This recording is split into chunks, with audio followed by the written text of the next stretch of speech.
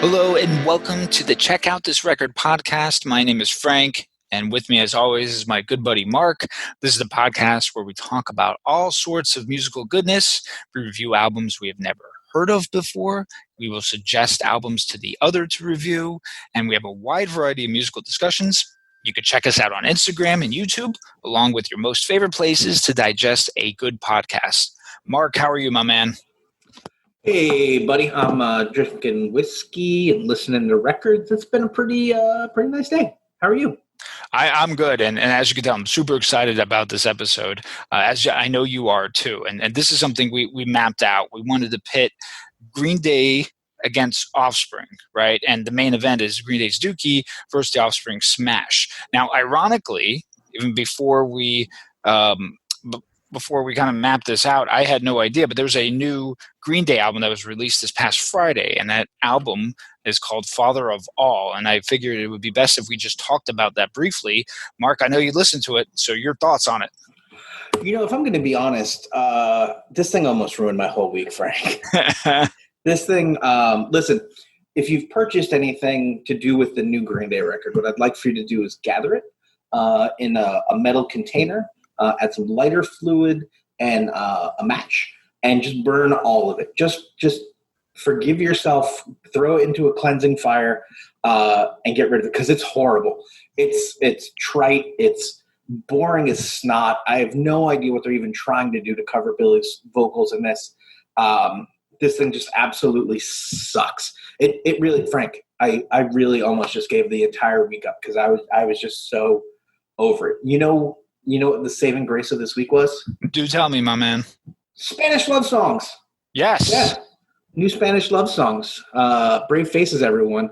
I'm pretty sure they broke into my therapist's office and read all of the notes from just every therapy session I've ever had. Because this thing's depressing as fuck, but in a really beautiful way. Musically, lyrically, just really stunning record. Great job of just getting dark and personal. Really great record. If you haven't had a chance, definitely check out Spanish love songs. Brave faces for everyone. It will, as sad as it is, brighten your day. There you go. So put that new Green Day aside, check out Spanish love songs. And I know for me, I was really engulfed in this project here, which is listening to the classics. And I saw that Green Day album, Father of All, and I said, wait a minute. And I said, that album cover looks a lot like another album cover from Green Day's catalog. I put it on. I said, you know what? I got to push this aside. I wasn't digging it at all. I need to focus on this at hand. And I'm glad I did, because it just didn't sound good to me. Hey, do you think I couldn't tell if it was puking a rainbow or snorting a pile of rainbow. But do you think the unicorn puking / snorting unicorn will stay as a Green Day mascot? You know, that's a good question. I think it will stay on the album cover, because if taken away, then it will be revealed that album cover is basically American Idiot. Oh, right. What I mean, like in future releases, do you think we can expect to see this little guy on T-shirts and hats and bumper stickers and whatever the next terrible record's going to be? Oh man, I hope not. And what's funny for listeners at home, we were really excited about this last week when we announced it, and we really had like a blast. And you'll hear it tonight as Frank and I talk about this. We really had a blast going back and listening to these records. But my God, that thing's fucking terrible. Yeah, but put a little damper on it, and I was like, all right, I'm not going to act like it just didn't happen. Yeah. And then maybe I'll revisit it down the road, or maybe I won't even touch it. Maybe. Yeah, I wouldn't even touch it. God, that thing sucked. Yeah, I didn't know what to expect. It seemed a little half-assed and rushed to me, in my opinion. But hey, we're not here to talk about that album, thankfully. As I mentioned previously, this is the undercard to the main event, and the main event will eventually be Green Day's Dookie versus the Offspring Smash. Now, both were and still are huge albums, and in the mid-90s, this really popularized punk and put it on the map. To me, it filled a void that grunge left, especially with the death of Kurt Cobain. Both these bands, to me, will be linked together because of the timing of their success, their state of origin, which was California. They're both punk bands, different styles, but still punk. And both Dookie and Smash were released in early '94, just a few months apart from each other. And we're going to eventually dig more into those two records. However, to get there, we have to discuss how these bands got there, and what a better way to do so than talk about their sophomore releases, which is Kerplunk and Ignition. Mark, your thoughts? Yeah, we've got two really great records to look at here. I think, you've heard us talk before about freshman efforts and how important that is. Sophomore efforts are certainly just as important, certainly, especially for these two bands, with Green Day going major label the next one, and then The Offspring actually being 2 records out from going major label. These are really defining moments in both of these bands.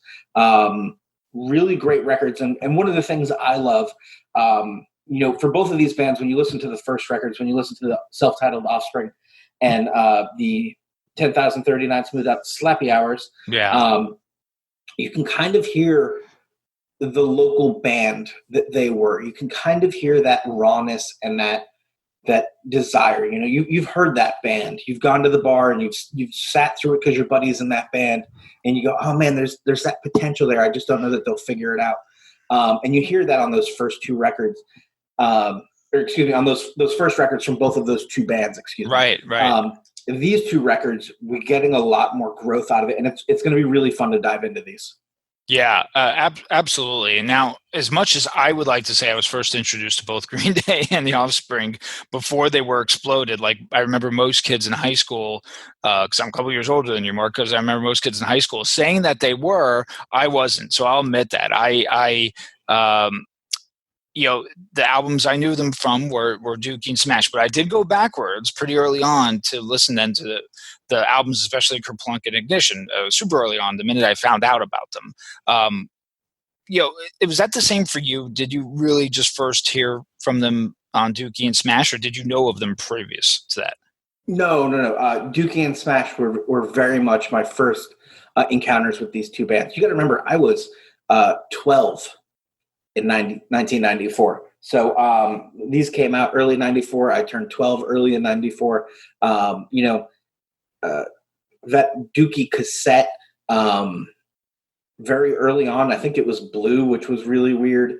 Yes, you're right, actually. Yeah. I somebody in the neighborhood I lived in had that, and I managed to get my grubby little hands on it. And things for me were never the same. So it was very much Dookie and Smash for me, because Smash wasn't that far behind, and it really took what Dookie had done, and really amped it up and something else. I knew that the styles were the same. I understood that this wasn't grunge, that this wasn't alternative. It sounded different. It sounded different. I didn't understand what punk was at that time, and I think for a 12-year-old in 1994, that's okay. Yeah. But I definitely was very happy to go back and learn more about these bands pretty quickly for a 12-year-old, and through the coming years, and certainly as I got into high school, definitely started there for me. And what great records to introduce somebody to. Yeah, absolutely. And like I said earlier, when I first heard Dookie and Smash, I went back. I wanted to see what else was out there from the 2 bands, Kerplunk and Ignition, obviously the sophomore releases, which we're going to be talking about in more detail. However, let's even go one step back and let's just briefly gloss over those first records. So we have Green Day. Let's start with them. They were formed in '86 under the name Sweet Children in East Bay, in the East Bay of California. The name Green Day comes from the members' fondness for, guess what, Mark? Cannabis? Yes. Hey-o. Hey-o. And there's a song on that first album, and that first album was titled 10,039 Smooth Out Slappy Hours. So the band's lineup: Billy Joe Armstrong, Mike Dirt, and actually not Trey Cool, but it's John Kiffmeyer, who is the first drummer. And this was released on Lookout Records. And it's actually a compilation of the actual debut, which is 39 Smooth Out, and the first 2 EPs, Slappy and 1,000 Hours. Now, cool fact, Operation Ivy singer Jesse Michaels did the artwork for this album. There's also an Operation Ivy cover here on this album, Knowledge. This album was also certified gold in 2010. It sold more than 2 million copies worldwide, which is huge for an independent released album. Mark, do you like this album? Were you digging it? Yeah, I couldn't tell you when I got to this album. I was definitely still in middle school by the time I got to it. And really, these first three Green Day albums for me still hold up really well, and they rank really high for me. They're probably one of the first bands that I got into more than one album of. You know what I mean? They were the first one where I had to have them all. There's just some great stuff on, there's some great stuff on this record. Some of my favorites, At the Library, Disappearing Boy, 16, I absolutely love that song. Road to Acceptance, Paper Lanterns, and then, of course, Frank just mentioned it, the Knowledge cover. Yeah. I remember years and years and years later, having not heard Opera Ivy yet, hearing that song come on and going, oh my God, I know this song. Why do I know this song? And then just going back into a tailspin of reliving Green Day and really learning to appreciate Op Ivy and just how awesome they were.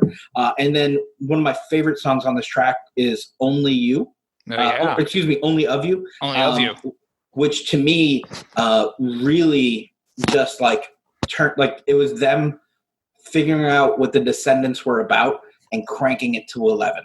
They just cranked as much of that pop punk chainsaw guitar, just way up. Really great stuff. I think Green Day owes a lot more to the Descendants than people want to give them credit for, because they don't overtly sound like the Descendants. Right. But I mean, dude, that influence, especially if you say that and then you listen to these records, you go, oh, fuck, man. Yeah, I like this album. I really like it a lot. I remember, they performed on, I think, the 94 MTV Music Awards, and the song they did was actually a song from the album after Dookie, Insomniac. And I said, well, I haven't heard it before, so I have Dookie, I have Kerplunk. It must be from this 10,039 Smooth, that Slappy Hour. So I went out, bought the tape, and that song wasn't on there, but I found a lot of gems on this record. Don't Leave Me, Disappearing Boy, especially Paper Lanterns, which they performed at Woodstock in '94 with the mud flying everywhere. And actually then a song I heard them perform at an MTV special in Chicago, watched this on TV, going to Pasa Lacqua, which is a song they still perform to this day. And I tell you what, that song was awesome. So definitely an enjoyable album. Like you said, you hear a lot of these influences kind of peeking out, and knowing kind of some of the cool facts, like the Operation Ivy cover, Jesse Michaels doing the artwork is pretty cool. And a side note with Operation Ivy, if you YouTube their last show, depending on the quality of that video, you could see the members of Green Day heckling Operation Ivy in the front row. So that's pretty cool. That's pretty cool. Awesome. Yeah. All right. So now let's switch over to the Offspring. So they go back actually to 1983-84 in Orange County, California, which just blows my mind. The band name comes from a B movie, called The Offspring. They Were Born to Kill. They released their self-titled album. The band is Dexter Holland, Noodles on guitar, Greg Kay, and Ron Welty. They're the lineup. Released June 15th, 1989 on Nemesis. The first single titled I'll Be Waiting is featured on this album. That song actually dates back to 1986, which is insane to think about. The album initially sold 5,000 copies, and it took the band 2.5 years to sell them all. Controversy surrounded the band because they had a song called Kill the President on there, which is excluded from the reissues. And the success of the album led to them being signed by Epitaph in 91. The song Jennifer Lost the War was featured on Punkorama Volume 1. Mark, quick thoughts on this album? Punkorama 1, I absolutely loved it. I collected all the Punkoramas until 7 when they... Oh, wait, you were talking about Offspring Self-Titled. Yeah, right? But we could definitely talk about Punkorama Volume 1, too. No, wait, hey, look, I love those old Punkoramas. You ask anybody who knew me, the first pages of any CD book I had were just those comps. They were, and I can vouch for that. That is the absolute truth right there. But no, hey, look, this is a great first album. Second album. No, it's the first. No, we are talking the first album. Yeah. I'm so excited to be doing this that I have no idea what I'm talking about. It's a great first album. The energy, the drive on this, and for these guys, that potential, like finishing this record, despite how long it took to sell those 5,000 copies, it must have felt limitless. Like the sound that they had, It was just absolutely amazing. Some of my favorite stuff on this, obviously Jennifer Lost the War. I really like Demons, a Thousand Days, and I'll Be Waiting. Just some really, really strong stuff on this album. It really, really set them apart. Really, you knew that you were listening to The Offspring. It's a phrase you're going to hear me say a lot. What about you, Frank? What did you like about this record? Yeah, I mean, definitely very raw, very fast. Favorite tracks: Jennifer Lost the War, Elders, Turan. Again, a great debut, and a lot of these debuts, the debut from Offspring and from Green Day, you kind of, now looking back, and you can play a little bit revisionist history there, you could be like, okay, well, this is what's to come, and that's what I liked about it. They weren't the best maybe in the beginning, but they're fine tuning their craft, and I think that's great. And what's cool is both these bands have two different styles. Yes, they're punk bands, but they're different styles. Green Day, they're a three-piece version here. Now they have a second guitarist now, but to me, I always sensed, the Ramones, Replacements, Husker Du, Buzzcocks, sometimes Stiff Little Fingers. It's pop punk all the way. It's not overly fast. It's not complicated. You got 3-4 chords, but very melodic. And even in these early songs, there's an established presence to ensure that there's catchy hooks, and they just come out at you. So for those unfamiliar with punk, I could see why you wouldn't musically think of them as a punk band. Mark, just kind of on Green Day's overall style here. Green Day overall, again, really building off that pop punk early aesthetic. Really great job of fast-paced songs, but also a great job with some hooks and some melody. Even though I think there's a number of these songs that if you really get into them, you put a different singer in it and you change out a couple lyrics to make them more pop accessible. I think that's probably the right phrase. Yes. And we're talking huge hits off this record. But they played them the way they wanted to. Billy Joel Armstrong sang the way he could or wanted to, whatever. I wasn't there. I don't know. But really, really great stuff. Really defined that early pop punk aesthetic. I mean, this is, as much as I like to give Descendants credit for every pop punk band that ever happened, Green Day is clearly step two. They're definitely the second rung on the ladder. And anything that you like that's pop punk after that happened because of Green Day. Yeah. So they definitely built on that. Yeah, totally. And on the flip side, you have the Offspring. So they've always been a 4-piece band, and Noodles, the guitarist, to me, is a vital part of that sound. It's more aggressive. It's you have fast palm muted guitars, constant fast drumming. The influences to me are Bad Religion, Dead Kennedys, Suicidal Tendencies, TSOL, Social D. Lots of high on the neck guitar work. I'm talking, the 7th, 9th, 11th, 13th frets that, one time I remember Fat Mike from NoFX said he thinks that they kind of invented that, but I don't know, it may have been here first a little bit with the Offspring. Mark, your thoughts on all that I said? Yeah, I'm really happy you brought up the cha-chug bit, because when you started listing numbers, everyone who doesn't play guitar was like, what is he talking about? Sorry. No, you're good. But, I think you're right. What's amazing about these early Offspring records, and this one too, especially, is the clear dedication to not sounding too much like anyone else. Without question, you're listening to the Offspring. Yeah. And while the lyrics will come together better in the next few records, while musically they're just going to get tighter, they're just going to gel together, and those, that kind of like. I'm going to go ahead and describe something in drumming that's not going to make any sense to anybody.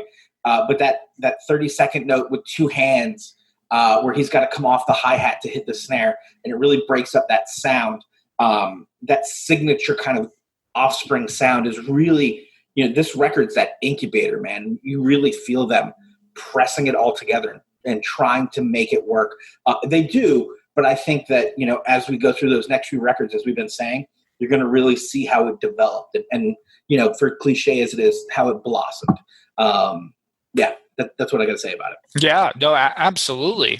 And I was thinking too the other day, and of course I've personally, I've never been to California, but I am very unfamiliar with any of the scenes outside of just what we know from our punk history and other random type of genres. But do you think the different areas in California where both these bands came from, Offspring being from Orange County and Green Day being from more north up in the Bay Area, do you think that reflected some of that sound?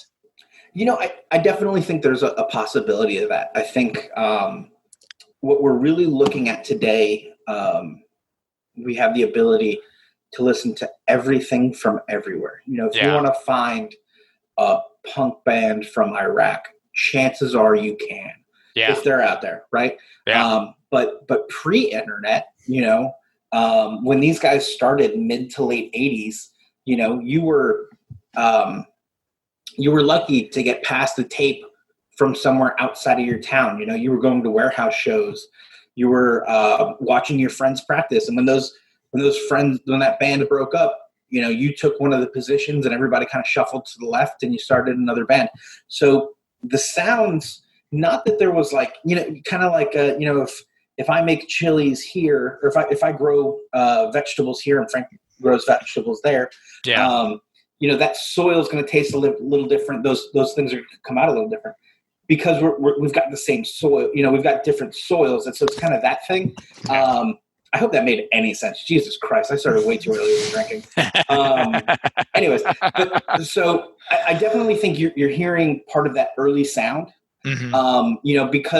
Because the sounds couldn't reach out. I think we're actually considerably more lucky today that everything doesn't just sound like everything. Because we have such access to it. Where when these guys were writing songs, when these guys were putting on records and doing their best to learn every track so that they could teach themselves how to play, they had a limited supply of influence. Whereas today we just have everything available to us 24/7. So the fact that these guys don't sound more like the bands of their time and have their real own identity is quite spectacular.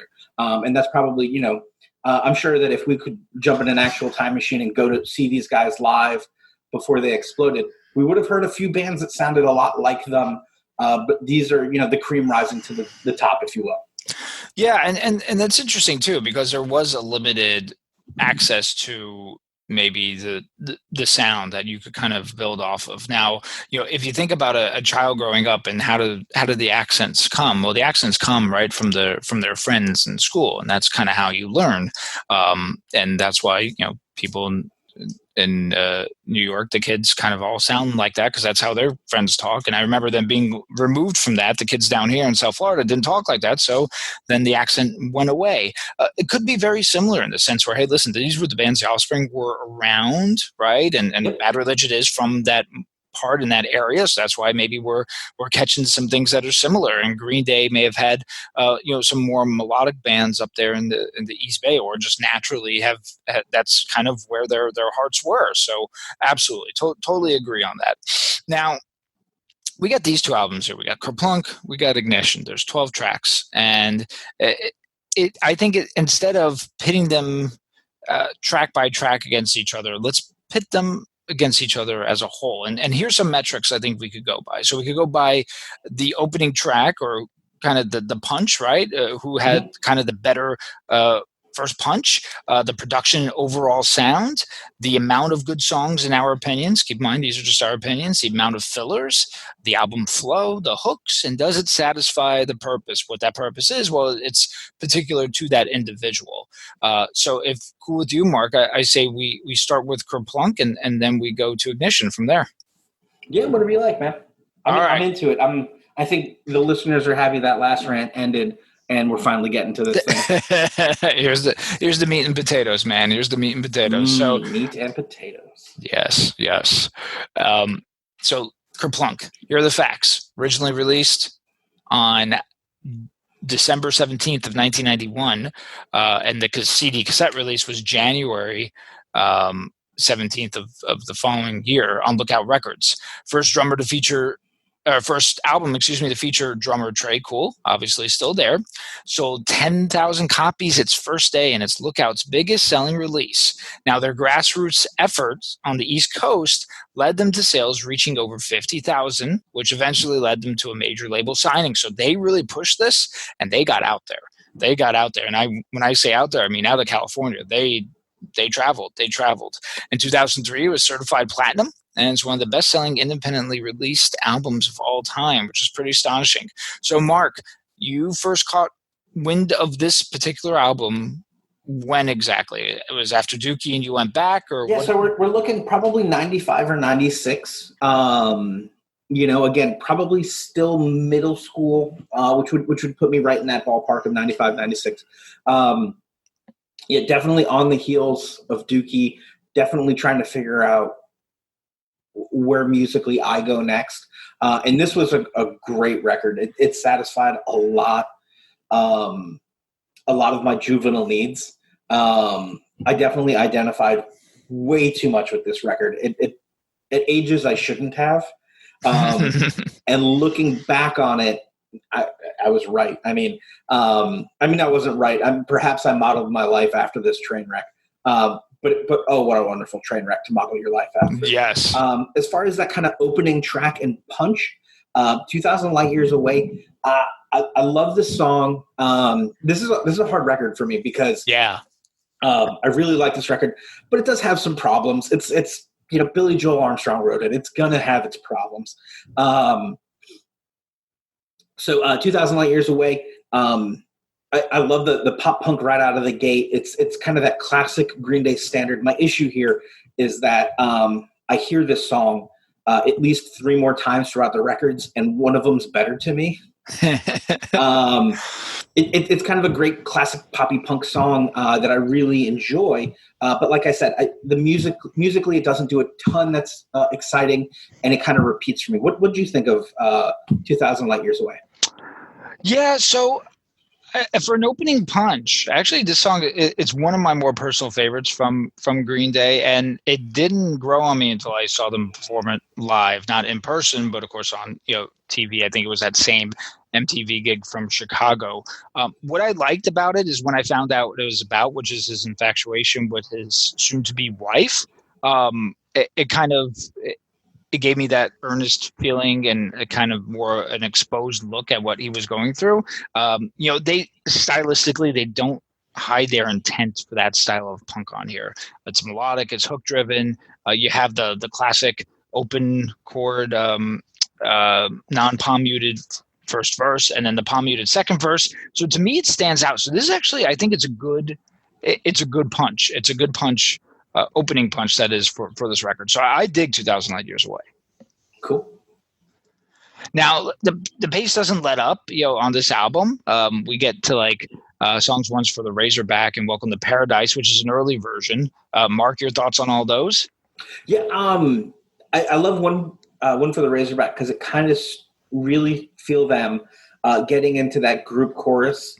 I don't dare call it harmonizing. Right. Yeah. But you really feel that songwriting really starting to gel. I connected way too much with this song, and I love the guitar solo in the song. Yeah, it's probably one of the better Green Day guitar solos ever. I wouldn't be surprised to learn that somebody else played it. There you go. But and Welcome to Paradise. Again, I love that it's kind of the dirtier version of a song I way over identify with that was totally inappropriate at the time. That's pretty funny. And now looking back on Welcome to Paradise, you could hear what was to come, right? So the breakdown in the middle here, it showcases, it showcases how they could do more than just play kind of 3 power chords and call it a day. I think Mike's bass playing here is pretty much on point. So I kind of like that raw version. Although I'm going to maybe side with the Dookie more polished version a little bit sometimes, but very enjoyable.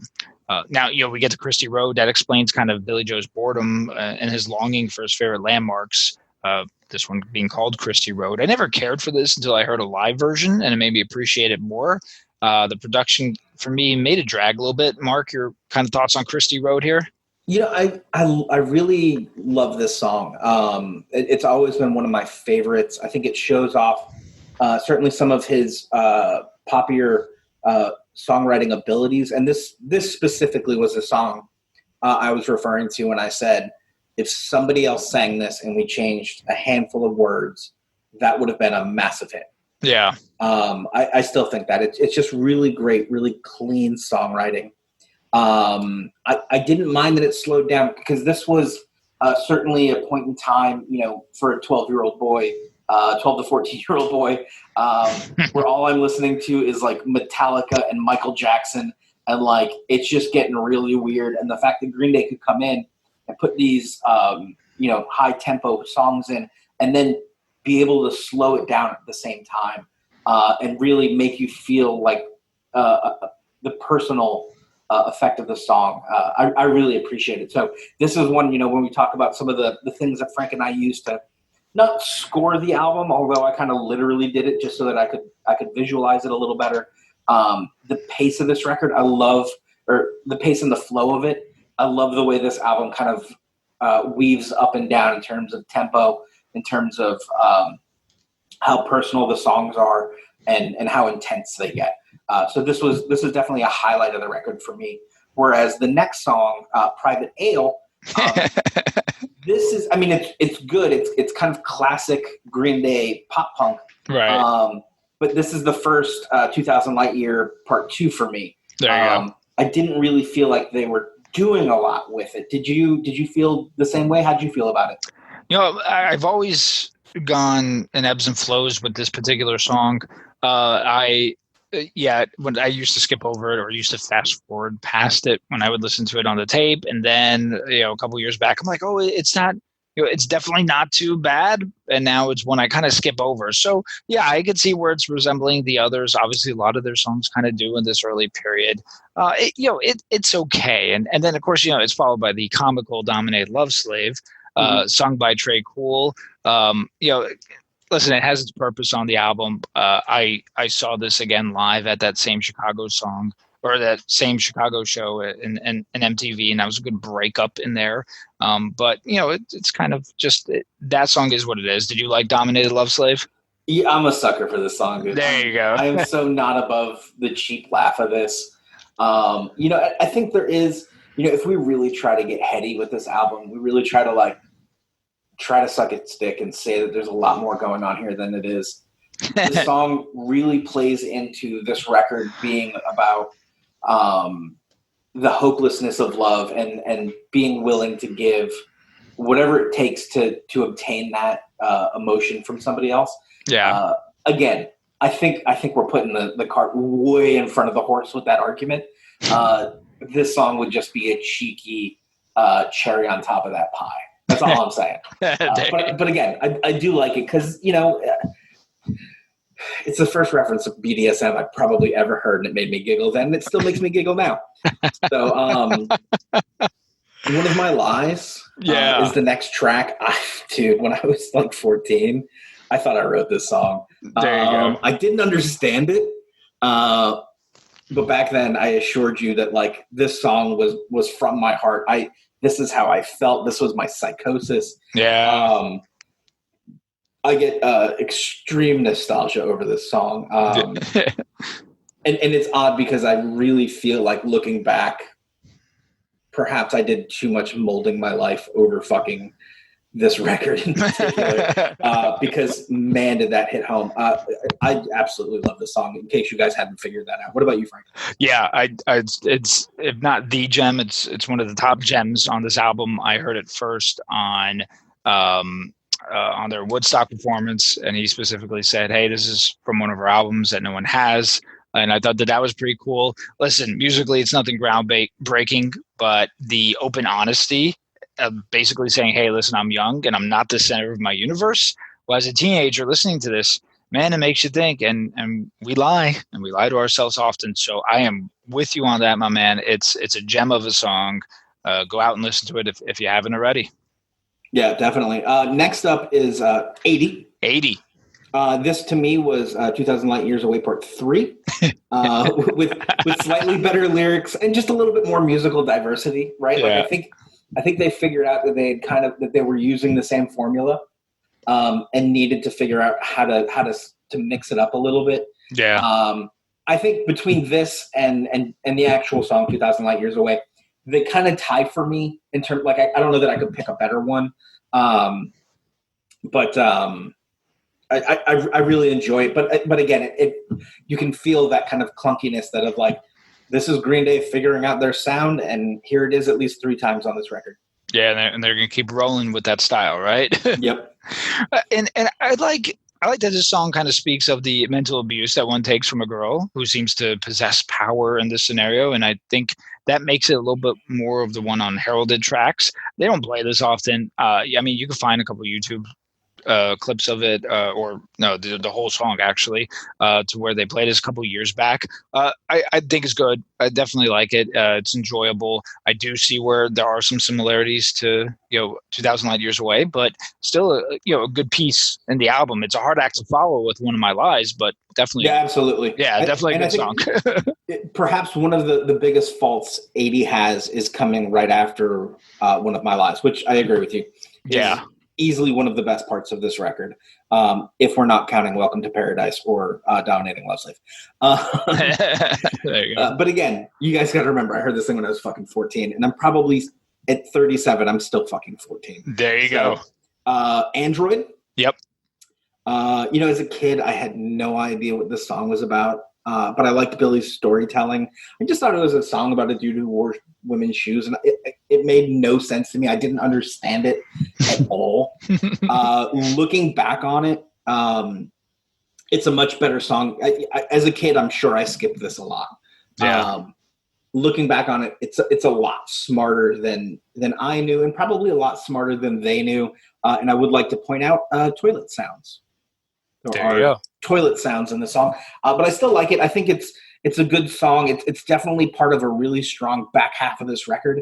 I think musically, I wish there was a little bit more than the toilet sounds. But again, we're still talking about a very young band, really figuring out what they're doing.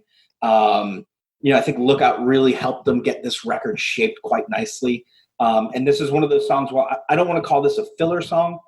I just think that it was a nice song, not a nice song, an odd song that really worked with their aesthetic and fit very well with the rest of the album.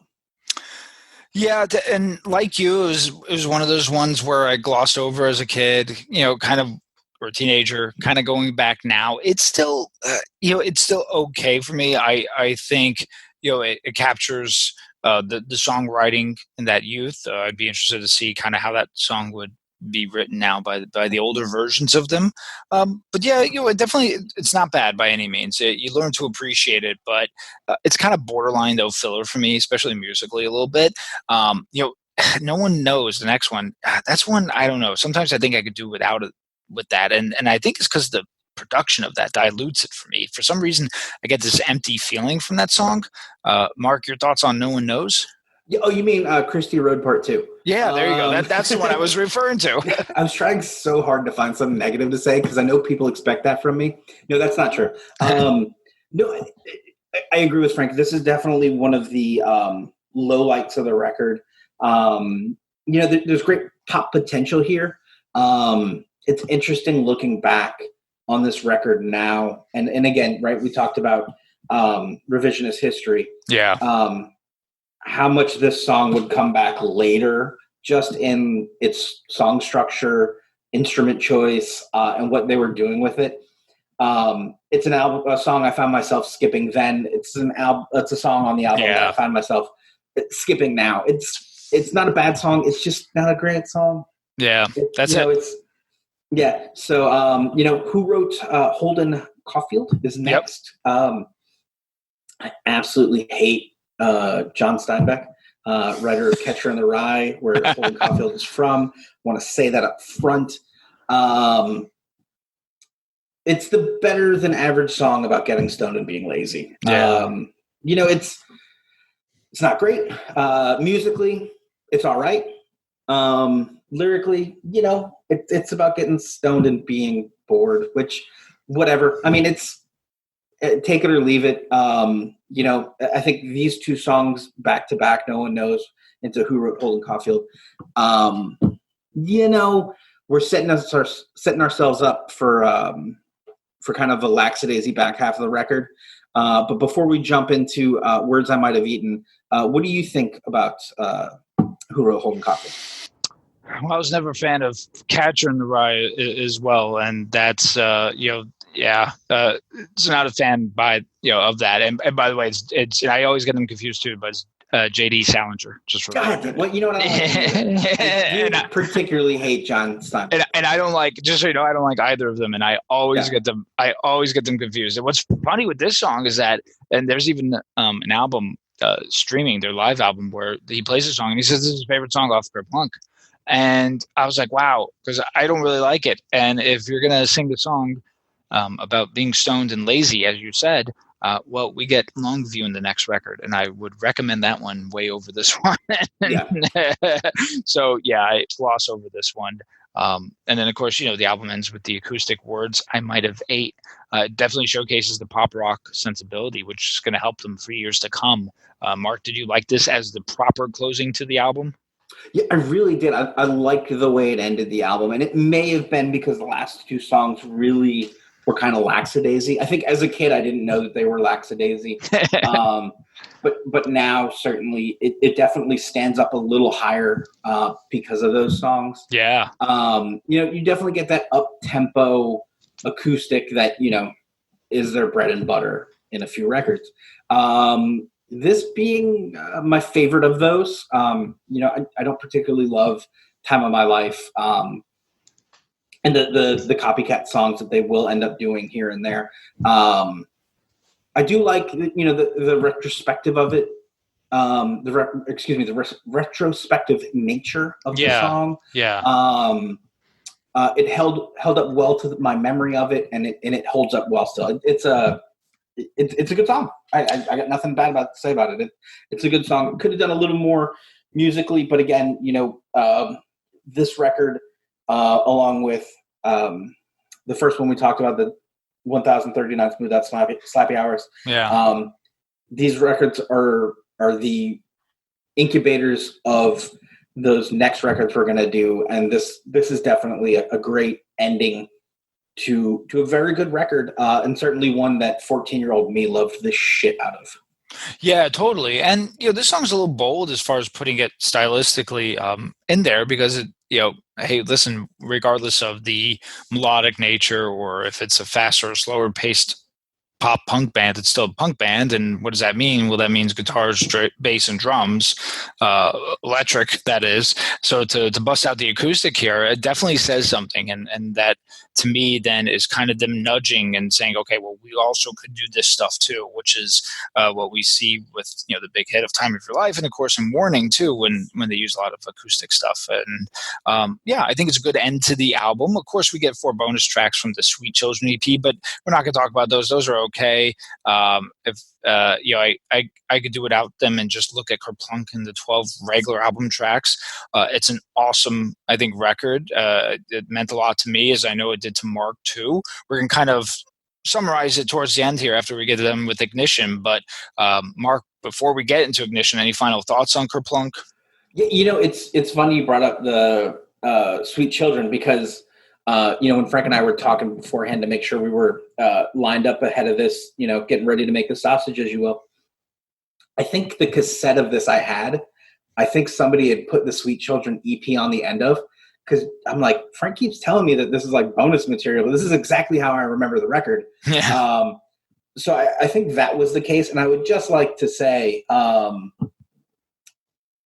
fucking love this record. Yeah. So that's it. I just, The Offspring has a lot to do if it's going to catch up to this record. Why don't you throw us right into it, and we'll just get going. Yeah, so let's get into it. Ignition. So it was released on October 16th, 1992 on Epitaph Records. Epitaph is run, for those who don't know, by Bad Religion guitarist and founder Brett Gurewitz. And what's funny is he felt that the Offspring were not a good fit for the label, but an EP called Baghdad convinced him to give the band a shot. So think about that for a second. He thought that they were not a good fit for the label. There is an airplay only single. That's the song Kick Him When He's Down. The album was certified gold on January 22nd of 96, actually. I first caught wind of this, and then I want to hear how you kind of caught wind of this album. It was in high school, so obviously Smash was the rage and the talk. And then there was a kid who gave me a tape, and he's like, "Listen, you should check out. They have these 3 songs on this cassette tape from Ignition on there. I'm going to highlight which ones those were shortly, but they had a big impact on me." And I was like, "Whoa, whoa, whoa!" I was like, "I gotta get these because I keep listening to these 3 songs just as much as I was listening to." My tape of Smash. So, Mark, your introduction to Ignition was? So my introduction to Ignition is kind of interesting, right? With Green Day and Dookie, I went straight backwards. I went 3, 2, 1. But Yeah. with the Offspring, I did it a little bit different because Smash was awesome. It was a rad record. I was super into it. But I didn't get into Ignition until after I heard their 97 release, Ixnay on the Hombre, which I absolutely loved. And somebody went, "Well, have you heard the other records?" And somehow I had never gone back and done the first and second records, which I then did. So I was probably in high school when I came into it, but it would have been, like I said, after Ixnay on the Hombre. Which is an awesome record. If yes, there's room, maybe further down the line, because in a later conversation, you will hear Frank and I talk about Ixnay and the Hombre and Frank. What's the record that comes after Dookie? Oh, Insomniac. And Insomniac, and how underrated both of those records are. Yes, both of those records are really awesome. It's an interesting thing where both of those bands had these breakout hits in Dookie and Smash, and then had to follow them up. And those records, the sound changes a little bit, but they're fucking awesome. Yeah. That's not what we're talking about. We're talking about Ignition. So I had, like I said, listened to Ixnay, came back into it, and then really was impressed with the Self-Titled and in Ignition, because what we really found, especially with after you get through Jennifer Lost the War from Punkorama 1, you get into this record and you're just like, holy crap, nothing sounds like the Offspring but the Offspring. Yeah. And this is a great example. Do you mind if I jump right in? Yeah, jump right in, man. Go ahead. So Session with that great fuck. I'm trying not to scream for those of you who couldn't tell. If we're talking about just a great punch right into a record, that was it for me, especially, in high school, really starting to understand what punk rock was. I probably had my first drum set for 2 or 3 months before getting this. This was just like, whoa, let's go. This thing is awesome. I absolutely loved how aggressive it was, how super fast it was, and how unapologetic this record was. Yeah. Really, really great opening to a record. If we were kind of going tit for tat between the 2 records, I prefer the opening to this. Yeah. Without revealing too much on those metrics towards the end, I agree with that sentiment. The opening punch here is super dynamic. Kerplunk's opening track, keep in mind, is that admiration for the girl that he eventually marries. Session expresses actual disgust and for the continual sexual encounters with someone who is not a good fit for them at all. So I think it's a really great tune. It's my jam at the gym when I'm doing cardio. I absolutely love Session. Yeah, and I.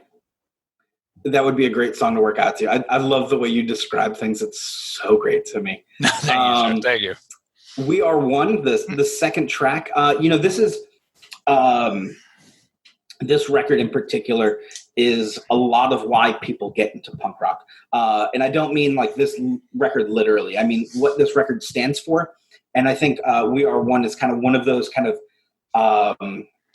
not tongue in cheek. That's probably not the right word for it, because that implies cliche.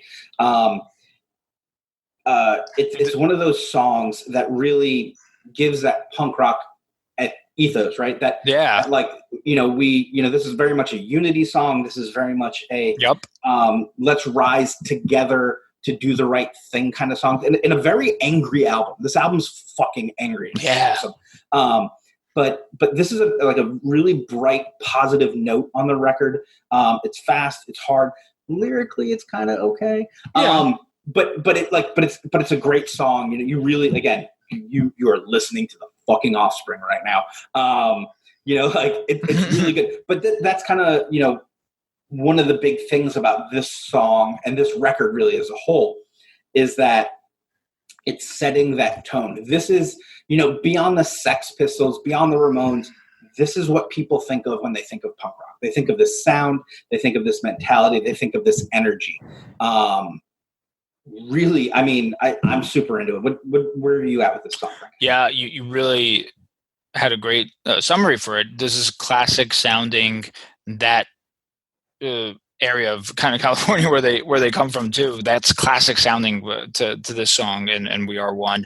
It's lightning speed, lightning pace.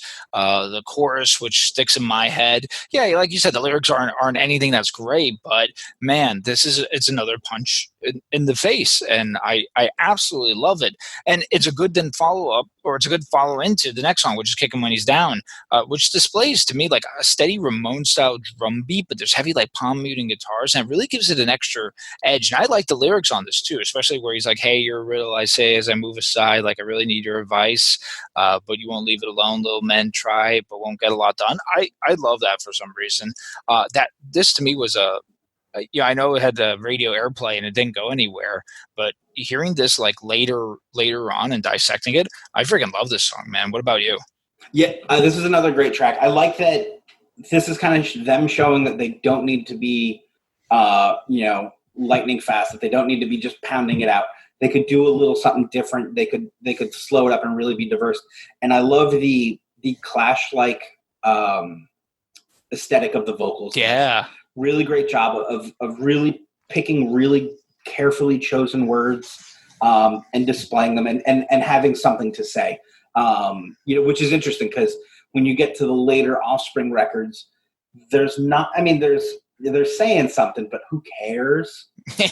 I think that's, you know what I mean? Like, so for this, like this really like the opening of this record really hits, man. It really, back to that punch, really comes out and just, it gives it, you really like, holy shit, I just put ignition in, like, Yeah. Let's go. Like this record totally thumps, man. It's, I love it.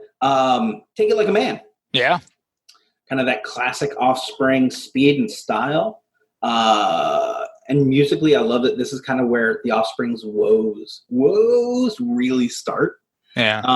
Where are you at with Take It Like a Man? Yeah, again, just classic sounding tunes. It's like this, and to me, Get It Right there, which is the next song right after it too. It's like they're pouring the cement for the foundation of the sound, and with Take It Like a Man in particular too. The verse is going one way, and like you said, you kind of get that and then you get this chorus, which is completely different set of chords. I'd have to play around with it on the guitar to see kind of where it falls into, but to me, it changes it up a little bit. And I was like, I wasn't expecting that chorus, especially in Take It Like a Man. Again, just this is the Offspring. This is their sound, right? This is again, they're pouring the cement to the foundation for their sound. That's how I took these next two tracks. Yeah, Get It Right for me does feel a little bit like an extended version of Take It Like a Man. Yeah. It doesn't change quite enough for me. The lyrics are super cool and righteous. And again, more really cool woe parts. But not, it didn't quite shine for me the way I wanted to. Whereas the next song, Dirty Magic, I really love how he slows it down. They slow it down musically, excuse me. It gets really moody. You really kind of start feeling that, like, that beautiful early Offspring sound where they could be original. They could really pull sounds from other places and really sound like themselves. Yeah. I really feel like you get that in here. The imagery is fantastic. This is, for me, if I had to point out one influence of the Offspring, to me, it's the Dead Kennedys. And I think this is one of the bigger, hey, we really like the Dead Kennedys moments, but without being overly cliche about it. So I really like Dirty Magic. What did you think of it? Yeah, so 6 tracks in, and you get this amazing track. And when I speak of that cassette earlier that that friend in high school gave me, Dirty Magic was the first song on there, and I fell in love with the song, and it's one of my top favorite songs of all time. I can't tell you the positioning. I mean, there's a whole fire pit of just all these songs that I have, but this is on there too. It has a great dark vibe and the lyrics to match, discussing the malevolence at the end of the day of this girl and her accompanying demons and the stuff like pull the shades, razor blades, you're so tragic, hate you so, but I love you more, I'm so elastic, things you say, the games you play.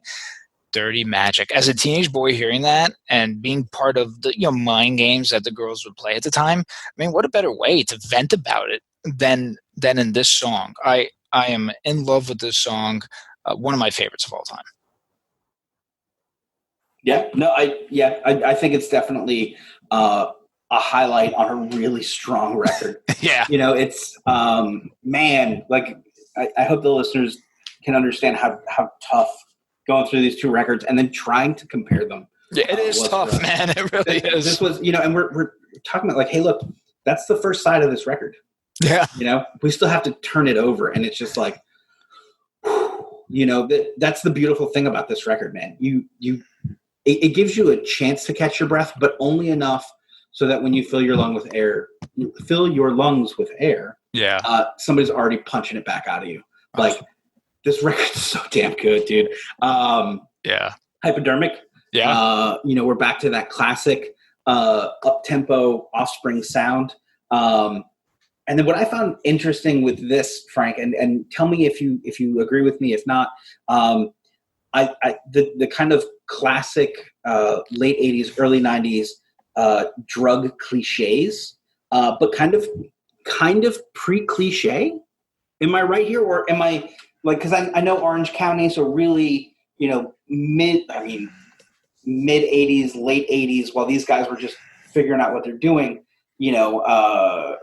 what's his name, and X is already dying. So maybe it is post cliche. Maybe this is them entering upon the cliche, but really, I mean, I love the way they do it. It's got punch to it. It's got honesty to it. What did you think? Because this one kind of trips me up a little bit. Yeah, it definitely does. It's one of those ones where I probably maybe glossed over in the early days of listening to this and learned to appreciate it. As far as its content goes, it's tough to tell. I mean, we'd have to sit here and research as a post or pre-cliche, but it's probably one of the first times I've heard it be discussed, to be honest with you. And that's where it kind of stands out. And this is also, if we're comparing some things from here to Kerplunk, this album's way more serious than Kerplunk, and this is way more serious. Yeah, it's one of the ways. Wait, that song about drugs isn't just about getting high and being lazy. Yeah, exactly. There you go. and it's crazy because this song has heavy content, but then it's followed by every pyro's favorite tune, which is "Burn It Up," and that's kind of a little angsty, right? But it continues with that West Coast punk sound. And in these 2 tracks, I think Noodles is holding down the fort with the guitar playing here. And that's where I think maybe they might have a little bit more of a richer sound as opposed to the Kerplunk record, because you have that extra guitarist. But yeah, I mean, again, Hypodermic, it's the first time I've probably heard a song in reference to that subject nature. And Burn It Up too. I know I jumped the gun real quick there, but Burn It Up to me is a fun little number. That was the second song on that tape that person gave me. Did you like Burn It Up? It's funny. My notes on this are really, really short. It says pirate song, skip. Because I always remember, like, I don't know, maybe I just wasn't into Fire.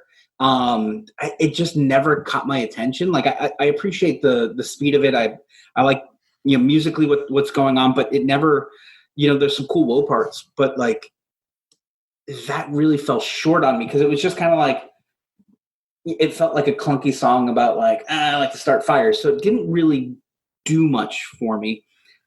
Which of course, leading into the next track, No Hero, just kind of felt like your standard kind of cookie cutter anti-authority track. So these two for me, Burn It Up and No Hero, are kind of like a little bit of a speed bump on the backside of this record.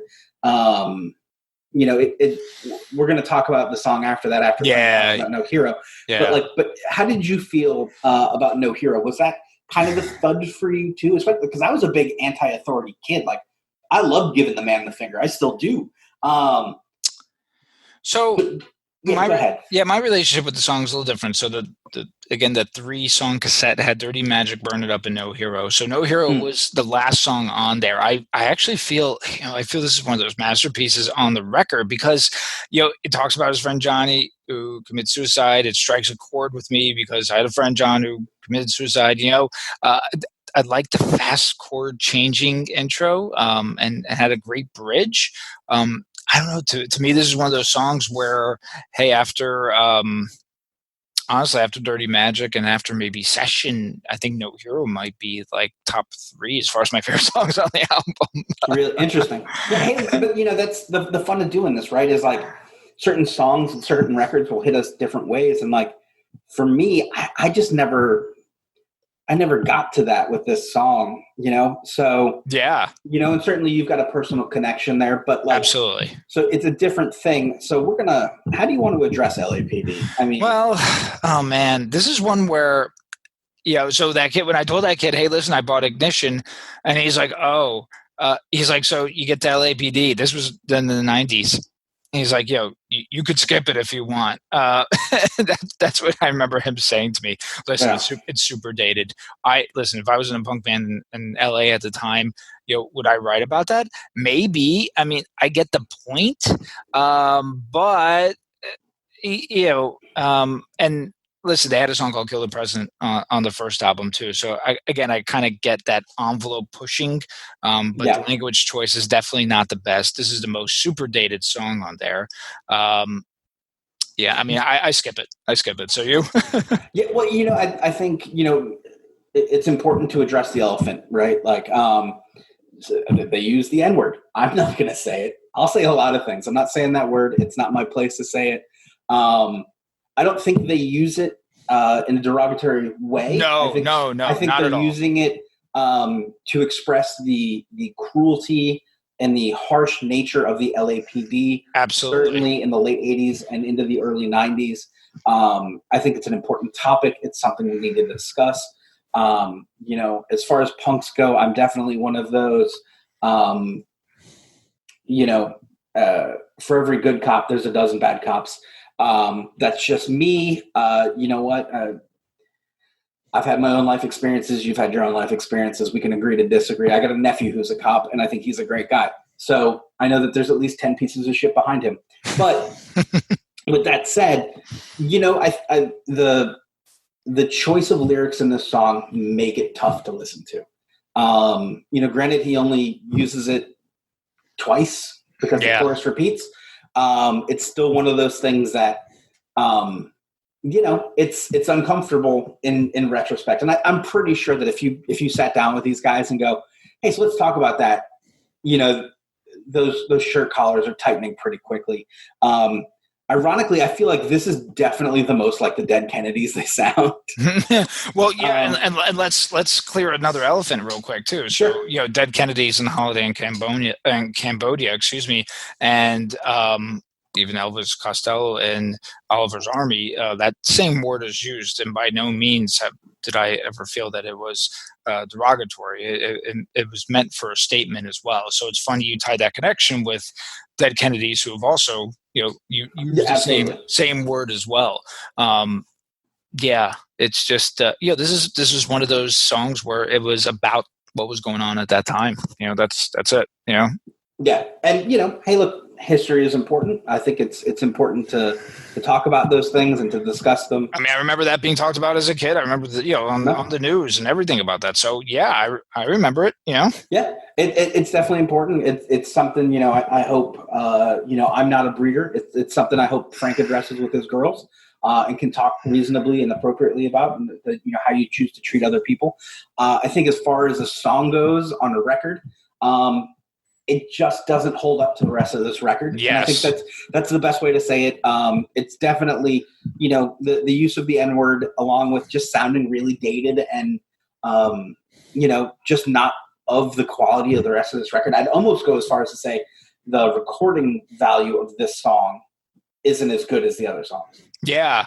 I would almost like to see a timetable on this record, and where did this song fit into this, as far as Sure. was it recorded maybe kind of separately, or where did that fall into the flow of everything? I would be curious to see that, because to me it's just kind of not like anything else on the record. Hey Frank. Yeah. We got past it, buddy. Anyways, Nothing from Something. Yes. Hey, look, listeners at home, Frank and I absolutely love doing this, and that was a serious. I hope you guys know how genuinely we approached that, because that was something coming out of the gate that we knew we would have to address in a serious manner. Yeah. As much as we like joking around and calling people cocksuckers, Anyways, Nothing from Something. There you go. I'm kind of surprised this was on the record. Not necessarily in a bad way. It kind of felt left over from the Self-Titled. And what I mean by that is that it felt like that earlier I described going out and hearing these bands as they're putting their first records together. It felt like something that was left over from that first recording session. Not that it was bad. It was just very early. We're still figuring out how the pieces of this thing that we call a band work. And for that, it feels a little clunky to me. What did you think? Yeah, same. Again, it was maybe like a random B-side, right? That was around, and they're like, oh yeah, we kind of need another song, which I guess then is the definition of a filler, right? This and Forever and a Day. It's the bookends to the album. Again, it continues that brand of style. The cement is still being poured in. It's maybe these last three songs are maybe some of the least get the least attention from me and listening to. It's unfortunate because you get the first half of this record, which is so strong, and then the second half starts really positive. And then for me, just kind of clunks right down. Yeah, I did like Forever and a Day in that kind of classic Offspring sound. Lots of great woes, strong lyrics. Nothing groundbreaking, but not bad lyrics. It was a good bookend to the album. If you had to put Session and Forever and a Day, and then everything else in the middle. Hey, those are good bookends right there. Yeah, I agree with you. I think they knew that going into this. It was a really smart choice to put this here. Not a bad song, but just a way to end a record almost more than anything else. Anything you want to add to that there, big guy? No, I think you definitely touched base on it, and I agree for sure. And I think that what we could flow into is kind of forming our verdict here. So if you want, let's take kind of those things that I mentioned: the opening track / punch, the production sound, amount of good songs, amount of fillers, album flow, hooks and songs. Kind of, does it satisfy the purpose? Maybe let's go one by one. Let's get what we each kind of score it to. Sure. You want to do it that way? I think that will work out great. Yeah, sure, absolutely. So Kerplunk, on opening track and punch, I gave it, kind of out of 10, let's say. But you guys know me specifically. Out of 10, I gave it 7. Mm-hmm. I like the feel of this. I like the way the album starts. We are starting with not something heavy per se. We're kind of in that teenage want and angst. Which can be heavy, but isn't nearly as heavy as Session. Not even remotely nearly as heavy as Session. But it definitely a good start to it. Whereas on the other hand, for Session and really the opening of that track, opening of the album, for me, that was like 10 out of 10, man. Yeah. I was just like, the first half of that record just knocks you out. really, really great stuff on that one. What about you? What was your opening track kind of punchy feel? Yeah, I love 2000 Light Years Away. I absolutely do. But Session is more in your face and it's aggressive. And for an opening track on a punk album, hey, this is what I want. So to me, the nod goes to the Offspring on this for the opening track punch. I think a 7 for 2000 Light Years Away and 10 is a good way to do it. But yeah, so for me, this kind of mini round here that goes to the Offspring. Right. Then we move into production and sound. I guess Mm-hmm. Epitaph first, kind of look out well, obviously the producers are the ones who kind of did that, but what would you give the nod to here on as far as the production and sound of these albums? For me, it's going to be Green Day. The back half of that Offspring album has some tracks that again felt left over from previous recordings that felt perhaps a little rushed. And I feel like, perhaps Green Day and the guys that Look Out just did a better job of recording this record. And it's sounding, for me, it sounded a little brighter. I know that you like the two guitar sound on the Offspring record. It definitely adds a lot more depth and texture to it. But I like the crisp clarity of the guitars in Kerplunk. Yeah, so it's funny because I feel the Kerplunk recording just it sounds a little hollow to me, and I side with Ignition on this again. I like the overall sound. Maybe it is the two guitars.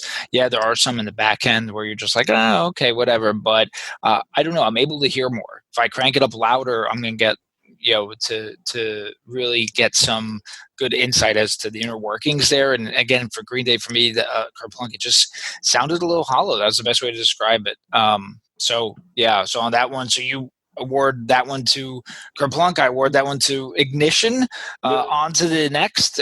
Which one do you feel had more good songs? So for me, I love that both of these albums had 12 songs, so it made it kind of really easy to kind of score the songs on how I felt they were, and then just take what was a 7 or above and count that as a good song. So for me, Kerplunk had 10 out of 12 good songs, where Ignition was looking at what I wrote, 7 out of 12. Because of that, again, I set the bar pretty high at 7. I really tried to nitpick both of these as much as I could, although I will admit that nostalgia did win quite a few points for Green Day.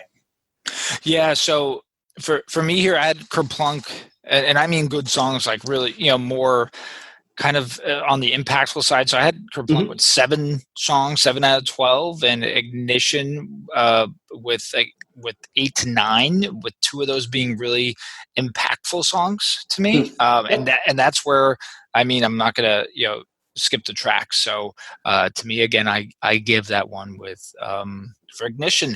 And I guess that leads to the next part then, for amount of fillers. Do you think Ignition kind of had more fillers in your mind, or was that one Kerplunk?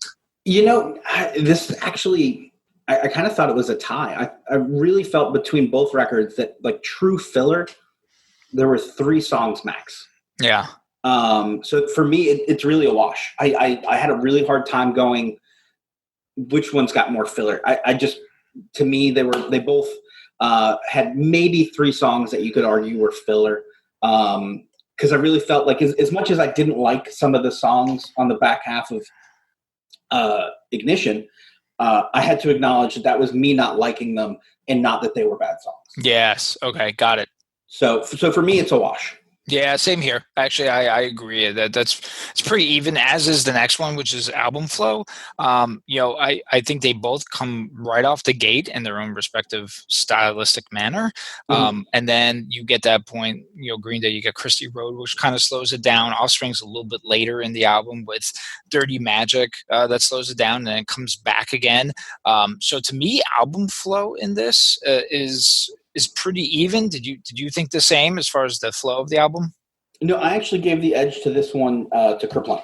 Oh, okay. And I'll tell you what, I liked that they kind of had a set rhythm where you'd get a certain number of up-tempo songs, and then it would slow, and then they ramp it back up, and then it would slow. And it was just an even flow kind of through it, where, Ignition, while I absolutely love the pace of the first half, that second half of the record just kind of fell apart to me, and the songs didn't match up in relation to each other. And it just didn't work for me in the same way. So I gave album flow actually to Kerplunk. Okay, very, very interesting. Hooks and songwriting, kind of that, to me, they go into, I mean, you can even put the musicality of it in there. You know, Green Day is masterful, I think, at really getting some hooks here. With 2000 Light Years Away, I mean, Welcome to Paradise, Christy Road, even Words I Might Have Ate, down further in the album. I think it was more intentional.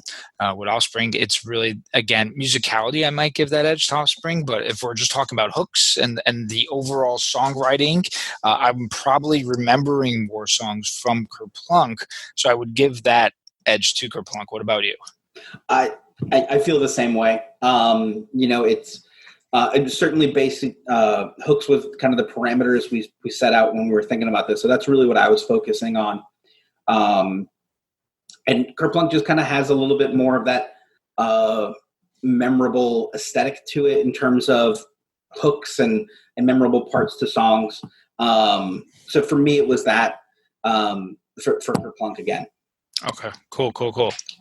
And of course, does it satisfy the purpose? Now, of course, that purpose is an individual statement, right? So it's going to be different from you to me to the next person to that person.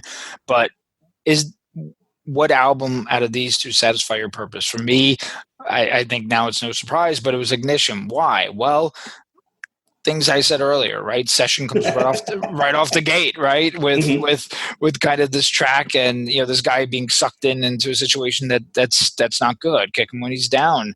To me, is satisfies a particular purpose, both musically and lyrically. Dirty Magic, I explained that again. Just really the malevolence of women to a teenage boy.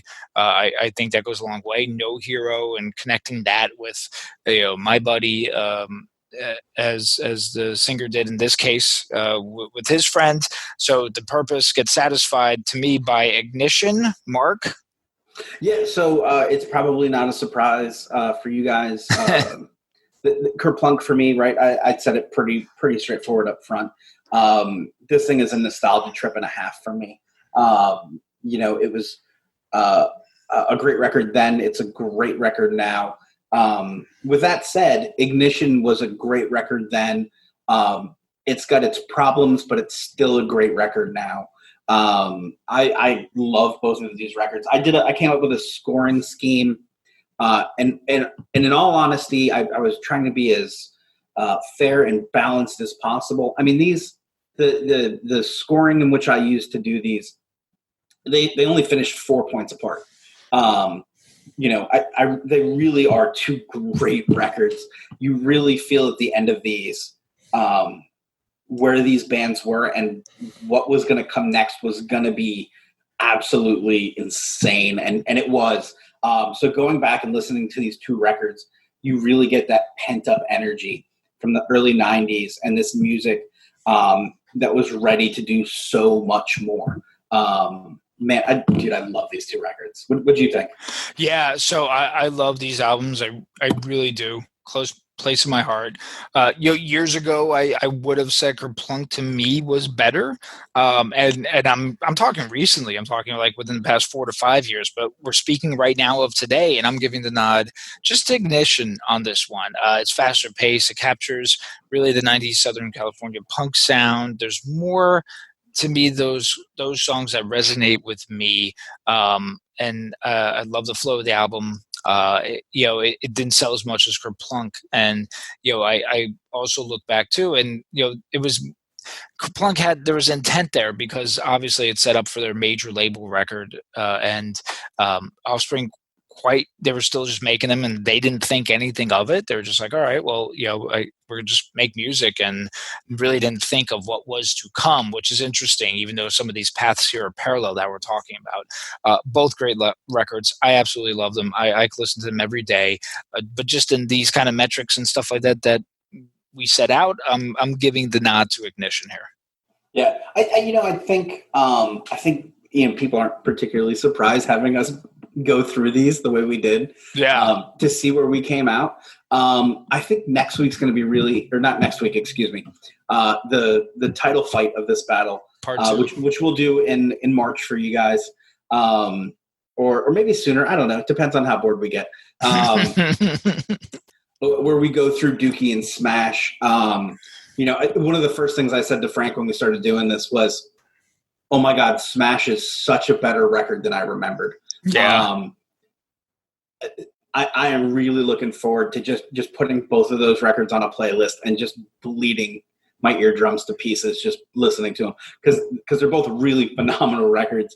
And I think we're going to have some really strong feelings and some really interesting conversations about that, just like we did tonight. We tackled the hard stuff tonight.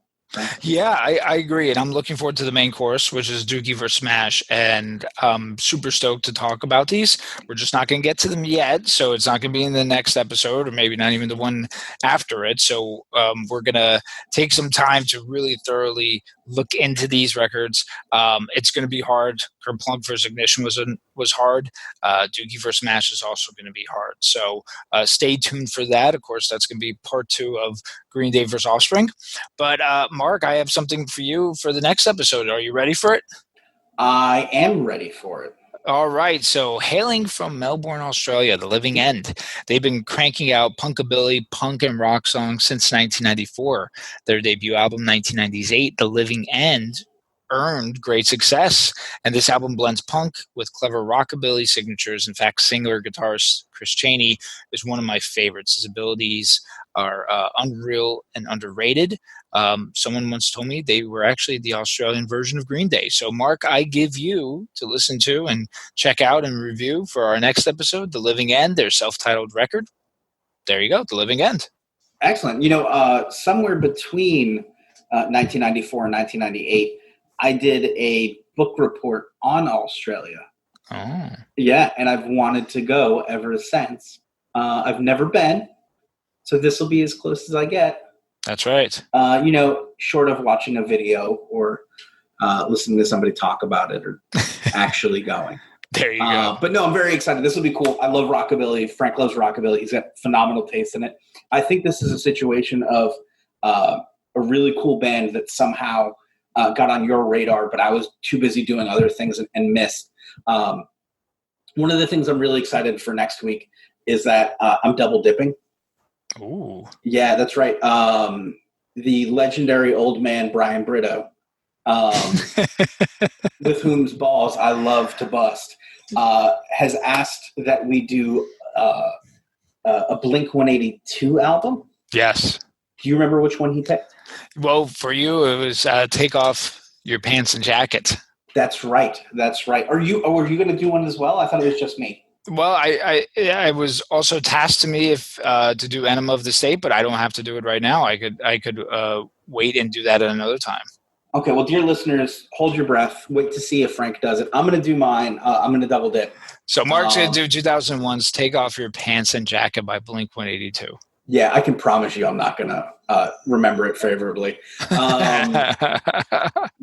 it should be interesting. Brian's a great guy. I love busting his chops because he's got really funky taste and stuff. So it should be fun. We're not going to get as deep into it as I will with The Living End. But it should be fun to, because I can't think of the last time I genuinely listened to a Blink-182 album without sitting on a school bus. So this should be interesting. What did I get myself into? No, it should be a lot of fun. Remember to find us and follow us on Instagram, on YouTube, wherever you get your favorite podcasts. Hopefully this is not at the bottom of that list and somewhere in the middle. We don't want to be your favorite podcast. That's a lot of pressure. We want to be like Snapple. We'll take third. There you go. You remember that? I do remember Snapple and the Snapple lady. Yeah, white kids across America all just went, "Oh yeah, I remember that." That's right. Check us out wherever you want to check us out. Again, we're friendly people. Drop us a line, and hey, you know what? When this episode comes out, if you have an opinion as to which one's better, Ignition or Kerplunk, or anything about Green Day and Offspring you want to talk about, please do so. Remember, these are our opinions, so you guys might listen to these things and think about them differently. He's talking to you, guy who called us uneducated. Yeah, I'm still sour over that one. Absolutely. Hey, no, please engage us in conversation. We would love to know what you guys think about these records because To us, they were great records. If you disagree, we're happy to hear you out. Just don't insult Frank's intelligence. He's a smart dude. No, but find us, comment, communicate with us, let us know. You'll find on Instagram all week, I'm going to be posting pictures of the albums, links to articles about the guys, ridiculous facts about them. We're going to have a lot of fun. We didn't know that we loved Green Day and the Offspring as much as it turns out we do. Yep. So that is the first 3 records, probably the first 4 records of each band, and then it gets really hairy after that. But we really like these bands, and we hope you do too. Communicate with us. If you don't, it's cool to still communicate with us. Frank, I've been yammering. Is there anything you want to get in it? That's all. Same thing Mark said. Just like, share, subscribe, comment, whatever you guys want to do. We will see you next time where we talk about The Living End, and Mark's going to take off your pants and jacket.